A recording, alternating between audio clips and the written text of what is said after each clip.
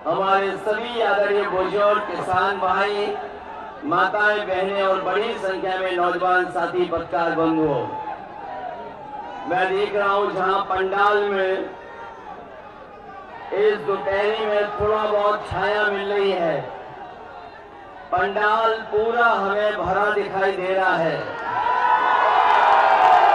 जहां पंडाल में और पंडाल के बाहर जहां कोई व्यवस्था नहीं है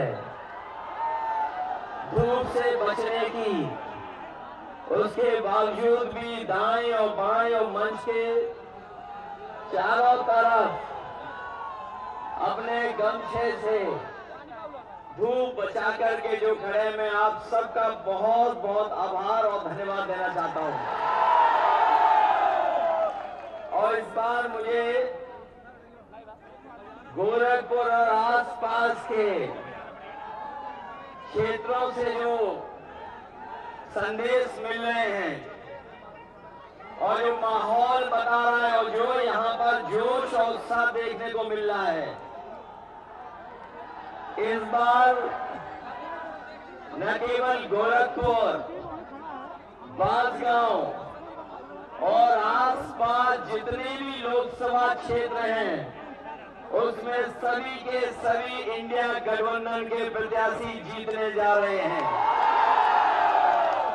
मैं यहां पर दो लोकसभा के जो उपस्थित हमारे साथी हैं उनसे मैं निवेदन करना चाहता हूं, जहां काजल निषाद जी आपके बीच में समाजवादी पार्टी की प्रत्याशी हैं, वहीं सदन प्रसाद जी जो कांग्रेस पार्टी के प्रत्याशी हैं, इन दोनों साथियों को एक एक वोट देकर के साइकिल और कांग्रेस के चुनाव चिन्ह पंजे पर ऐतिहासिक वोट देकर के इनको सफल बनाने का काम करना।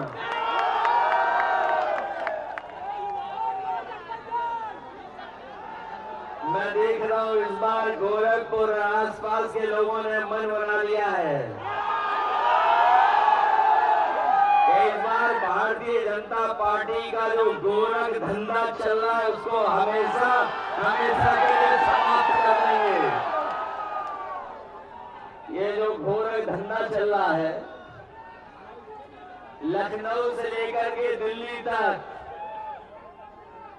और जिस तरह का हमने और आपने सरकारों का कार्यकाल देखा है, 10 साल में इनकी हर बात झूठी और हर वादा झूठा निकला है।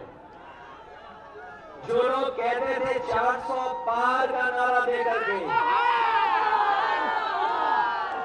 ये लोग 400 पार का नारा दे रहे थे, इस बार 400 पार तो हो ही रहा है, इस बार 400 हारने जा रहे हैं।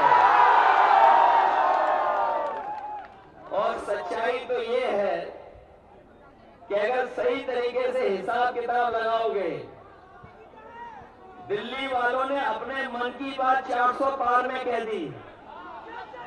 जो लोग हिंदी समझते होंगे, गिनती को जानते होंगे, मैं आपसे पूछूं कि अगर कुल मिलाकर के 543 सीटें लोकसभा की हैं और अगर बीजेपी के लोग कह रहे हैं कि हम 400 पार जीतेंगे, तो बताओ कितनी सीटें जीतने जा रहे हैं?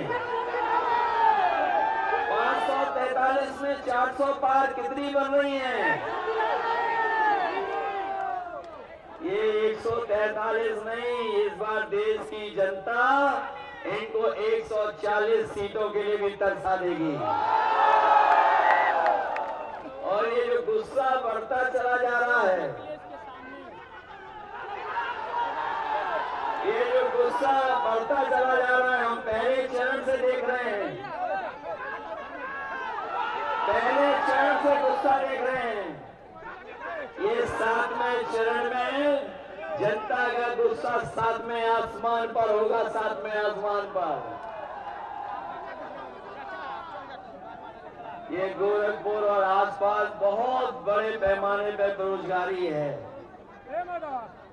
अभी हम सब जितने लोग खड़े हैं सब लोग जानते हैं बेरोजगारी का सामना करना पड़ रहा है। अगर दिल्ली और लखनऊ वालों ने हमें और आपको बेरोजगार बनाया है, अगर दिल्ली और लखनऊ वालों ने हम लोगों को बेरोजगार बनाया है, तो बताओ 1 तारीख को वोट डाल करके दिल्ली वालों को बेरोजगार बना दोगे कि नहीं बनाओगे? और हमारे किसान भाई यहाँ मौजूद होंगे, वो जानते होंगे कि इन्होंने वादा किया था कि किसानों की आय दोगुनी हो जाएगी।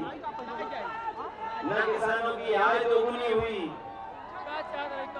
और अगर महंगाई के हिसाब से हिसाब किताब लगाओगे तो आप जानते होंगे कि आज लागत बढ़ गई है, और लगातार महंगाई के कारण, जीएसटी के कारण हमारे किसानों की जहां आय बढ़नी थी वहां लागत बढ़ रही है।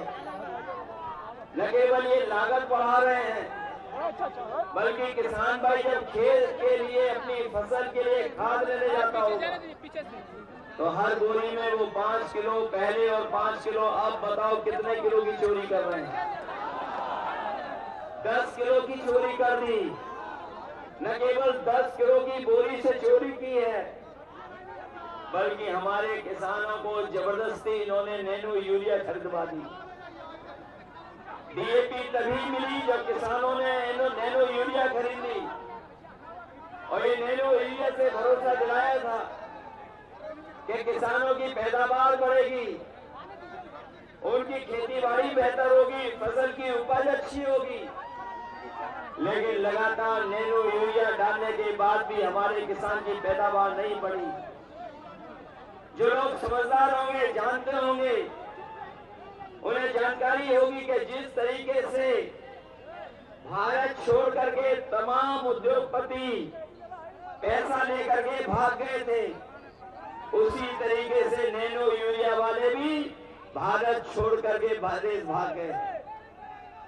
इन्होंने जहां किसानों को धोखा दिया, वहीं हमारे नौजवानों के भविष्य के साथ खिलवाड़ की है, और भविष्य के साथ इतनी बड़ी खिलवाड़ हुई है कि यही नौजवान जो परीक्षा लिखने गया, अपनी तैयारी कर करके उसे उम्मीद थी कि उसे नौकरी मिल जाएगी, रोजगार मिल जाएगा, लेकिन भारतीय जनता पार्टी की सरकार में जो जो परीक्षा हुई हैं, सबके पेपर लीक हो गए हैं। कोई एक परीक्षा का पेपर लीक नहीं हुआ है।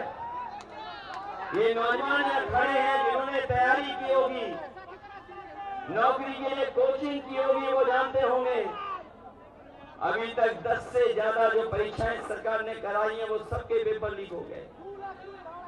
और हाल ही में जो पुलिस भर्ती की नौकरी निकली थी, जिसके लिए इन्होंने कहा कि हमने पूरी तैयारी की है, कोई परीक्षा पेपर लीक नहीं होगा, लेकिन जब नौजवान अपनी परीक्षा देकर के घर लौटा तो उसे पता लगा कि उसकी भी परीक्षा का पेपर लीक हो गया।